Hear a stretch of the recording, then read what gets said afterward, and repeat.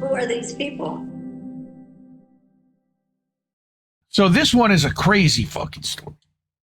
The CIA built hundreds of covert websites. Here's what they were hiding. What a surprise. All right, this is Alan McLeod, Mint Press News Indie Media Award honoree. CIA that didn't just infiltrate governments, it infiltrated the internet itself. For over a decade, Langley operated a sprawling network of covert websites that served as global spy terminals disguised as harmless blogs and news hubs and fan pages. Beginning in 2004, the CIA established a vast network of at least 885 websites ranging from Johnny Carson and Star Wars fan pages to online message boards about Rastafari. Okay. Spanning 29 languages and targeting at least 36 countries directly. These websites were aimed not only at adversaries such as China, Venezuela, and Russia, but also at allied nations, including France, Italy, and Spain, showing that the United States treats its friends much like its foes. What a surprise. Go to my website. So, Gholam Reza Husseini is a former CIA informant. In 2007, the Tehran-based industrial engineer contacted the agency and offered to pass them information about Iran's nuclear energy program. His CIA handlers showed him how to use IranianGoals.com to communicate with them. Iranian Goals was a Farsi language website that appeared to be dedicated to local soccer news. However, what appeared to be a search bar at the bottom of the homepage was actually a password field. Typing the correct word in would trigger a login process, revealing a secret messaging interface. Each informant had their own web page designed specifically for them to insulate them from others in the network. Compartmentalized. It seemed like an ingenious idea. However, Hosseini and other spies were soon detected thanks to sloppy mistakes in D.C. An Iranian double agent revealed to the authorities their unique website, and some basic detective work led to the uncovering of the entire network. CIA purchased the hosting space for dozens, perhaps hundreds of these websites in bulk, often from the same internet providers or the same server space. That meant that the IP addresses of these websites were consecutive, akin to housing each informant in adjacent properties on the same street. Thus, and this is what's funny, if you looked at neighboring IP addresses, you would see similarly designed websites and could easily put two and two together. Even with some relatively basic online searches, Iranian authorities were able to identify dozens of CIA-run websites. From there, they simply waited to see who would access them. All right. The Iranian Intelligence Ministry claimed that 30 individuals were arrested and a further 42 CIA operatives were identified. Oops. Some websites, such as IranianGoalKicks.com, FirstNewsSource.com, and Farsi-newsandweather.com, can still be accessed through the Internet Wayback Machine. A complete list of known CIA web pages can be found at this link here. Hosseini spent more than 9 years in prison and was released in 2019. He's received no support from American officials, even though they were responsible for him being in jail for 9 years, who haven't even contacted him since his arrest. What a shock. They disavowed any knowledge. The U.S., however, continues to attempt to overthrow the Iranian government, sponsoring high-profile opposition figures and hijacking domestic protest movements. We remember that color revolution they tried to implement 3 years ago, right? Right, Reef? Yep.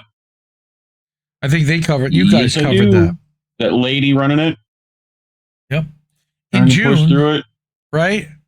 In June, it also carried out airstrikes on nuclear facilities across the country. Allegedly, that didn't really have much impact on their nuclear capabilities. Allegedly. So, a network of websites spanned a wide range of topics. Again, few would guess that Rasta Direct, a website dedicated to the relatively niche religion of Rastafari, had anything to do with U.S. intelligence. CIA also created Star Wars Web, fan page for the sci-fi franchise, and All Johnny, a page dedicated to Johnny Carson. Sports gaming, new plant. Sports, yes, it's a plant, man. Sports and gaming and news blogs, however, were the most common topics for fake websites because there's so many of them. These websites served as cover. EA Sports, it's in the game. Right?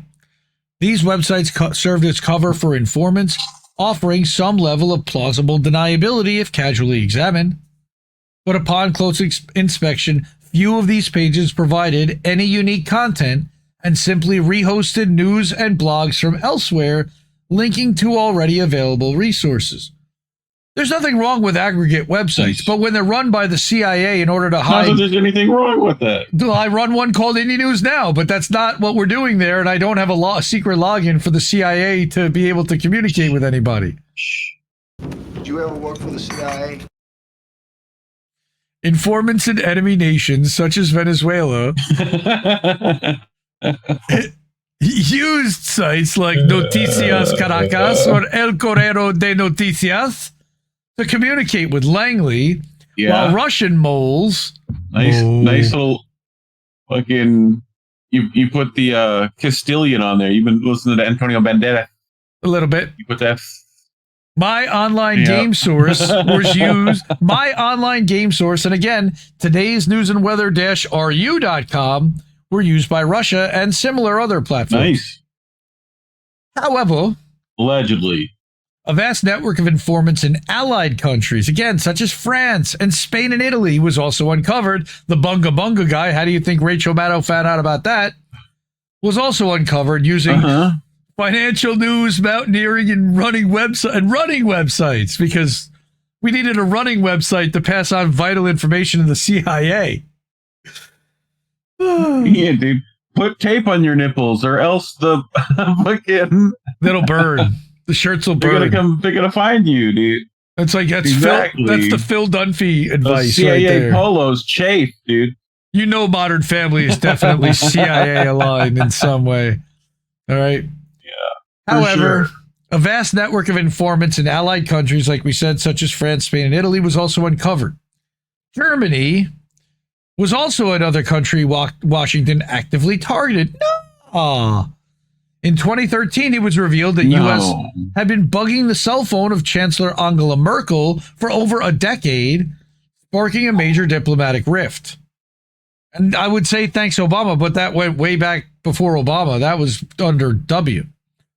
One year later, in 2014, Germany detained one of its own intelligence officials after catching him spying for the United States. Oops. So then we have the CIA's China network, right? China, however, remains a top target. China. Yeah, them. They remain a top target for CIA because they can't penetrate it. The organization maintains an extensive network of informants across the country, allegedly, who, when the network was active, used platforms such as eChessNews.com and SportsNewsFinder.com. Nice. To transmit information How back ironic to the they United also use States. that fucking chess guy as a fucking CIA op himself. Right? You know? Which one is that? Someone will tell me. Jamal Thomas in the chat probably will. Was it Bobby Fischer? Yeah, I think it's the other one. Oh, I think Jimmy called him out. Yeah, he was in that Taibbi letter also. I can't think of his name now. Anyway, fuck him. He's also a Zionist. Yeah. But as in Iran, Chinese authorities began to dismantle the network.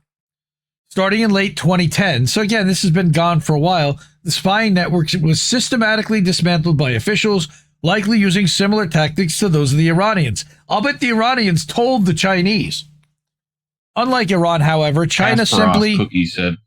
Iran didn't fuck around. Oh, Correct. yes, Gary Kasparov. That's right. Thank you, Cookies.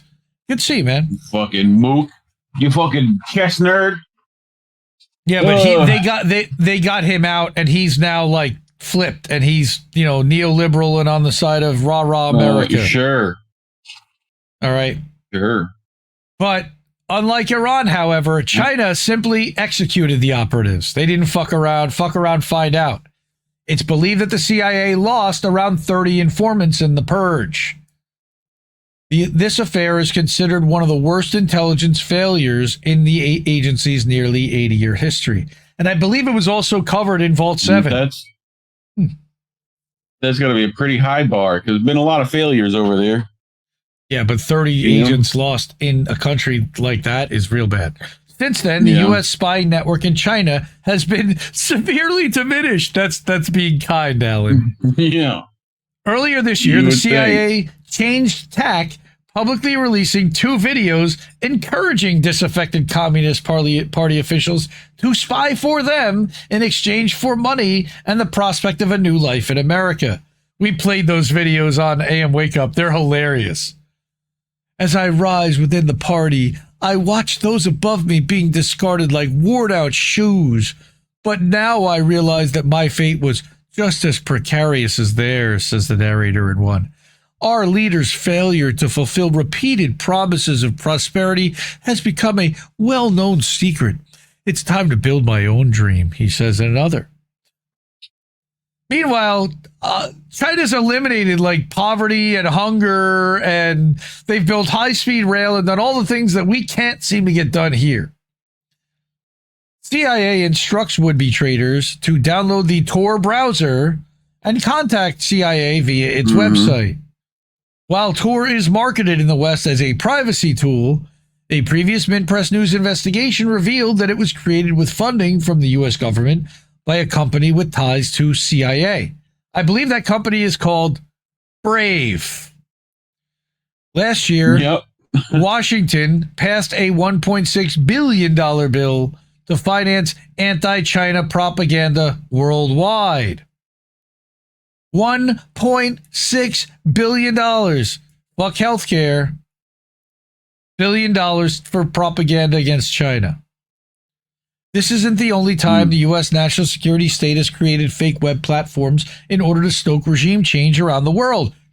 No, you don't say.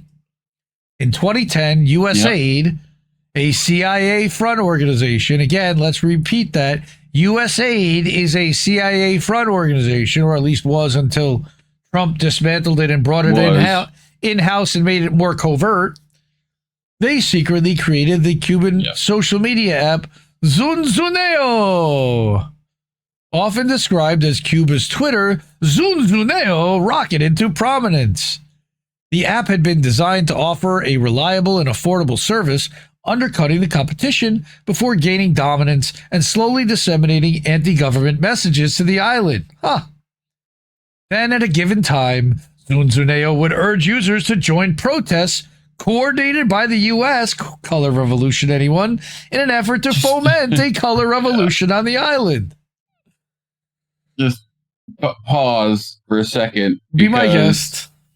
Yes. You know how they like fucking accuse TikTok in China, right? Yep. It's like every accusation America has is just a confession, because here they are in Cuba fucking doing worse. They're outright like, hey, go protest your government, and here's, names and dates, and like, let's have a revolution. It's like, okay, just fucking telling themselves all the time.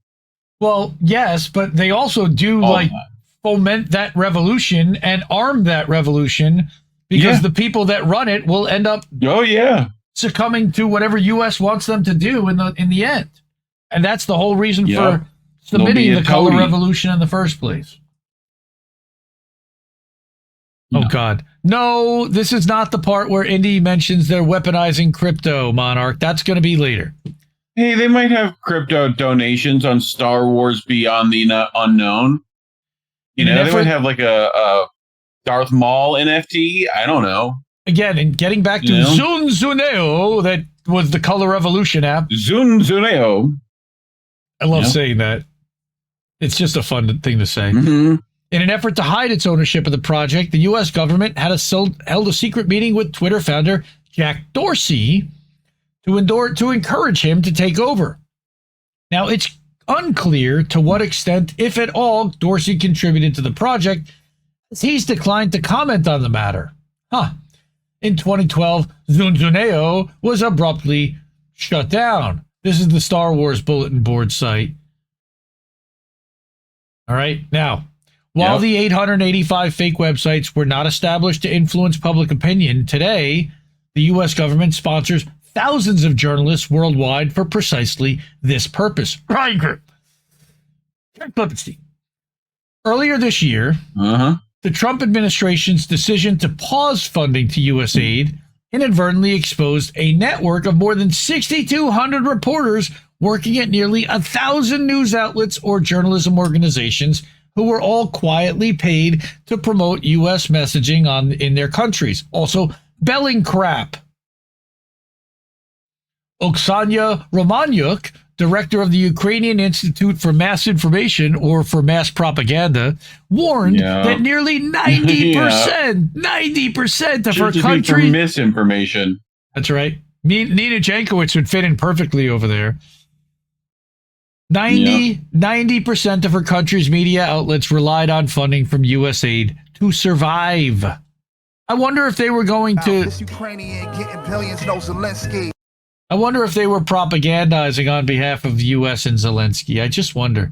What's up, Oz the Boomer? Good to see you, brother. You think? All right. A survey of over 20 leading media organizations in Belarus revealed that 60% of their budget came from Washington. In Iran, more than 30 anti-government groups came together for a crisis response meeting, while in Cuba, in Nicaragua, anti-government press resorted to soliciting donations from readers. CIA has also successfully infiltrated the largest and most popular social media networks, giving the agency substantial control over what the world sees and does not see in their news feeds. Facebook has hired dozens of former CIA officials to run its most sensitive operations. Perhaps the most notable of these individuals is Aaron Berman. As the platform's senior misinformation manager, Berman ultimately has the final say over what content is promoted and what is demoted or deleted from Facebook. Yet in 2019, Berman was a high-ranking CIA officer responsible for writing the president's daily security brief. It was at that time he jumped ship from Langley to Facebook, despite having little relevant professional experience. Google, if anything, is even more saturated with former spies. And again, a Minpress News investigation revealed dozens of former CIA agents who hold top jobs at the Silicon Valley giant. Among these is Jacqueline Lepore, who spent more than 10 years at the agency working on Middle East affairs before being recruited to become Google's Senior Intelligence, Trust, and Safety Manager. The role gives her considerable influence on the direction of the company. This form of state censorship is how the agency prefers to shape the internet today. CIA continues to maintain a vast worldwide network of informants. Today, they use custom-built apps such as Tor or Signal to communicate. Can you hear me? Everyone that uses Signal, that's what the CIA uses. If they're caught by their own countries, they're likely to be left to their own fate, like Hosseini was, or like the people in China were. Being a spy or a stool pigeon for CIA is as perilous as ever. Fucking such a good one by Alan McLeod. Go support Alan McLeod at Minpress News. Okay, they got to support. Only one McLeod. He's as good as it gets, man. Huh? I would put him. You know, in a top 5 list. I don't want to use the monument that everybody uses that puts heads on there and everything because it is insulting to Native Americans. But if there were a monument to the best journalists in the world, I would put Alan McLeod's head on there, no question. All right, he's as good as it gets, and he's exposed so many different things. And I appreciate him. And Minar Adley from Mint Press News, who not only found and platformed Alan McLeod, but she also platformed and found Whitney Webb. So she's 2 for 2 in my book. I give Minar a wide berth, even though I know one time Mint Press kind of ripped off our stuff and covered over our logo. We still love them, even though they never apologized. But Alan does amazing work, and please support them. They kind of half-assed it, but I'll take it. Yeah, they sort of published a link underneath it the day later after getting called out. But anyway, we are user-funded like Mint Press. We're under attack from corporate media like Mint Press. We're on our own, and we rely on users like you and these amazing people that have gone into their pockets to fund the media they want to see, because we're not corporate owned. We don't have advertisers. We have you. Cash App, $, Indie News Network's the best way to fund that. Ko-fi.com/Indie News Network.